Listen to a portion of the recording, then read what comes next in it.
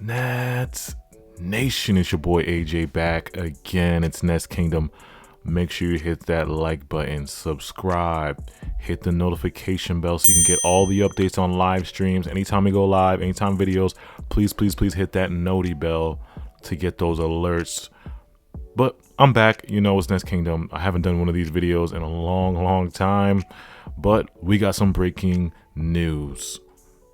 If you guys, of course, you guys know by now, Kevin Durant has been injured and has been diagnosed with an MCL sprain. I'm going to read the report. The report says Kevin Durant will miss at least 2 weeks, a minimum of 6 games, with an isolated sprain of the MCL in his right knee. The Nets issued the medical update on Durant shortly before noon on Monday. Durant was injured in the third quarter of the Nets win over the Heat when Miami's Jimmy Butler fell into the back of Durant's knee. Now it says the isolated MCL sprain has a timetable of 2 to 4 weeks. Now, in my opinion, I've read a lot of reports and I've seen the news outbreak of the Kevin Durant injury. And this injury is not as bad as last year. As you guys know, Kevin Durant has a weird thing with MCLs. He has a problem. I think this is the third time he's had an MCL sprain, one in each knee. It's been crazy. Every time KD gets injured, somebody falls into his knee. And this is I think this is his third MCL in his career. So this time it's on the right knee, not the left knee. Now, it's not as serious as last year. He missed, I think it was a month. No, at least 6 weeks. 6 weeks. He missed 6 weeks last year. I think he actually had an actual tear on his MCL. This one, I think it's a little bit more bruising and a sprain on his right knee, so it won't be as bad. Like, I predict 2 weeks and at least one more. I'm going with 3 weeks. That's my prediction. I think 3 weeks is Kevin Durant's timetable to come back. I know people are saying might be more. I know Woj put out the report that said it might be a month, but I think it's going to be at least 3 weeks. 2 weeks to recover, 1 week of ramp up basketball activities, possibly more. If it might go more than 3 weeks, it could go into 4, but I think 3 weeks is the perfect timetable. Now the Nets have 10 games. 9 to 10 games in the next 3 weeks, so we're going to have to be careful. Now, KD was averaging 30 points, 6 rebounds, 5 assists, and 1.5 blocks in 36 minutes per game, shooting a career high 55.9% from the field, 37 from 3, and a career league best 93.4% from the free throw line. KD is just so special. We are going to miss KD in these 3 weeks. Now, let me read a quote here that Kyrie said about KD's injury. He said, obviously, our strategy is pretty clear that KD and me are predominantly most of the offense, Kyrie Irving said, but we have incredible shooters and incredible talented basketball players around us. And now I think it shapes into an all-around offense and guys being ready to play. And then there's another quote by Joe Harris talking about KD has been an elite rim protector. He guards sometimes he guards the best player. Terrific. KD's defense this year has been underrated. He's probably one of the best defenders, in my opinion, in the league right now, along with Nicholas Claxton. He has been really good defensively. We are going to miss KD on the defensive end. It's going to be really hard without KD on the defensive end. I mean, I know we have Ben Simmons and Clax, but KD is such a good help defender. He talks, he communicates, he tells guys where to go. He kind of puts the team in check. He is a part of that defensive anchor along with Claxton. A lot of people don't see that during games, but KD is always communicating, always telling guys, you got to switch, you got to rotate, you got to do this. So we're going to miss that with KD. Now, the problem with the Nets right now is who is going to step up. KD and Kyrie basically give us 30 points a game each. So that's 60 points of our offense, 60 points. So you take away half of that, that's 30, just Kyrie. Who's going to give us that 30 points per game every single game on the offensive end? You can split it up between Seth, TJ Warren, Yuta. I mean, you combine Ben Simmons and Nick Claxton's averages, that's not even 30. And then you add Royce in there. Royce's points per game average, that's probably not even 30 either. So it's gonna be really interesting how Jacques Vaughn kind of and Igor, how they develop this offense to run without KD, because KD is such a focal point. Everything runs through KD. I know it's KD and Kyrie, but the focal point, KD has so much gravity on the floor. I'm about to show you guys here in a few clips. Now we're gonna go back to the Bucks game. You guys know I love the Bucks preseason game. Now, the beautiful part about KD and Kyrie, you don't got to do too much. They're generational ISO scorers, shot creators, and shooters. So the best position, in my opinion, is when we putting KD and Kyrie in their spots, coming off screens, and let them either get an open look or isolate. Now we look at this play. Ben gets it in the post. Now watch the off-ball action here. I love what Igor did here. This is very simple. KD does a little rub-off screen here. Clark screens Royce's man to give Ben a second option for a cross-court three. Ben does a good job setting a good DHO for Kyrie, giving him a great look for his midi. Now we look at the play for KD. Claxton tries to get a screen on Royce. Royce passes it out.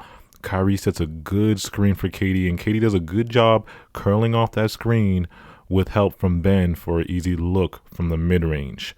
Ben sets that little screen right there. See, what we want to do is just get the point of our offense, the focal point of our offense is to get KD and Kyrie in their ISO spots, in their spots, so they can create. That's basically the majority of our offense. Now, offensively, what we're going to miss with KD in the lineup is just the gravity he pulls. We fast forward to Orlando, November 28th, KD season high, 45 points. Now we look right here, Royce gets it at the wing, sets a screen on KD's man. The Magic switch that. Somebody sets a screen on KD's. I think Joe Harris sets a screen on KD's man. The Magic switch that. Royce sets a DHO for KD. Now watch here. KD gets his ISO because what's the main part of the Nets offense? Get 7-11 in their ISO situation so they can do what they do best. But watch the gravity here that KD pulls. Royce's man completely leaves him. Now Royce's man just leaves him like that, like in the middle of the play. KD hasn't even picked up his dribble yet. KD didn't pick up his dribble yet, and Royce's man just leaves him. So KD is just an instant walking draw two, just like kind of like a Uno card. KD's nickname should be draw two because he literally breathes. As soon as he gets on the court, he draws two. And that's just the gravity that KD pulls that we're going to miss. Everywhere he goes, he just draws so much attention and just opens up so many shooters. Teams are leaving good shooters. Teams are leaving Royce wide open, and Royce is a 40% shooter. Teams are leaving Joe Harris wide open. Joe Harris is a 40% shooter. Teams are leaving good shooters open on our team just to double KD. So that's the gravity that KD pulls. So we're going to miss that a lot. Now, we already know what KD brings defensively.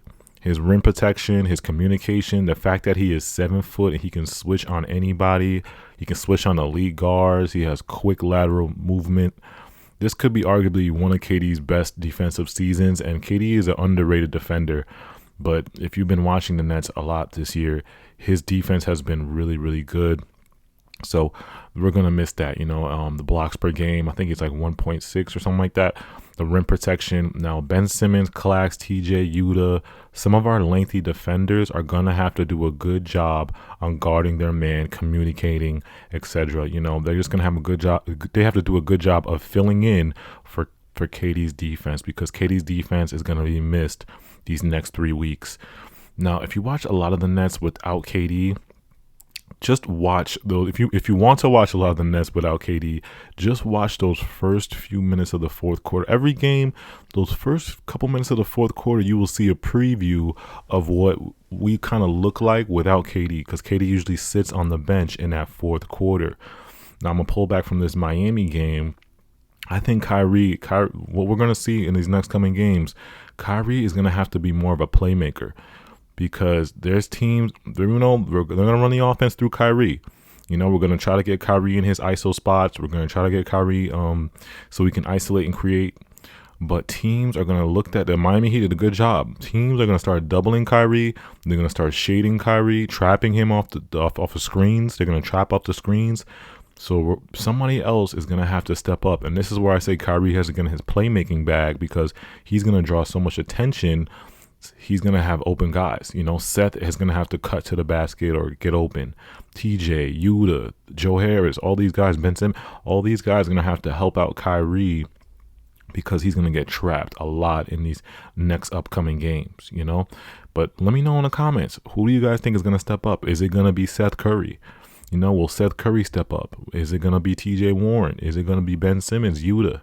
I think it overall has to be a team effort, but those 30 points that we're lacking from KD, we're going to have to distribute that for a couple of players, Like, it's going to have to be Seth with 15, TJ with 12, or Yuta with 12, So it's going to be very tough. I think this schedule is very doable.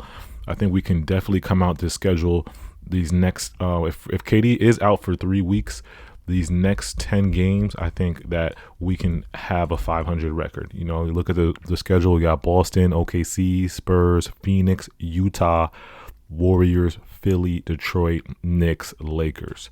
So those are tough games. Some of those are tough games. Some of those are trap games. But I think if we, like I said, this is a whole different team than last year. I don't even want to bring up last year because it's a whole different roster. We have a whole different coach. We have an actual good coach. So I don't even want to bring up last year. I think the Nets could, if we hone in and believe in each other, I think we can definitely come out this with at least a 500 record. But let me know in the comments, what do you guys think our record's going to be with the next 9? I mean, we'll have 9 games. So what do you guys think our record will be? Who do you think will be, who you guys think will step up? Let me know in the comments. Again, make sure you hit that like button. Make sure you subscribe. Hit the notification bell. It's your boy AJ. It's Nets Kingdom. Again, follow me on Instagram. Follow us on Twitter, TikTok. You know what it is.